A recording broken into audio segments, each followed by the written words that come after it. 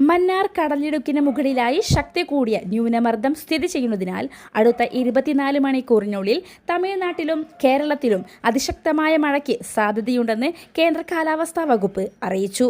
കേരളത്തിൽ 3 ജില്ലകളിലാണ് red alert പ്രഖ്യാപിച്ചിരിക്കുന്നത്. വിവിധ ജില്ലകളിൽ ഓറഞ്ച് അലേർട്ടും മഞ്ഞ അലേർട്ടും പ്രഖ്യാപിച്ചിട്ടുണ്ട്.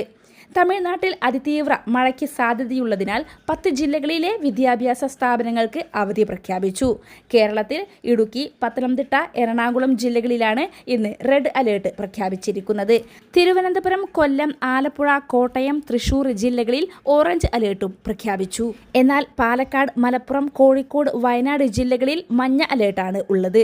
നാളെയും കനത്ത മഴയ്ക്ക് സാധ്യതയുണ്ടെന്നാണ് കേന്ദ്ര കാലാവസ്ഥാ വകുപ്പ് അറിയിച്ചത്. കേരളത്തിൽ അതിശക്തമായ മഴയെ തുടർന്നുള്ള അവധിയൊന്നും നിലവിൽ പ്രഖ്യാപിച്ചിട്ടില്ല.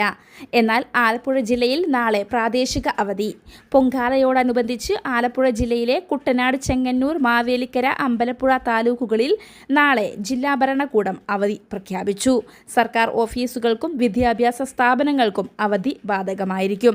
അതേസമയം മുൻ നിശ്ചയിച്ച പൊതുപരീക്ഷകൾ നിശ്ചയിച്ച പ്രകാരം നടക്കുമെന്നും ജില്ലാ ഭരണകൂടം അറിയിച്ചു.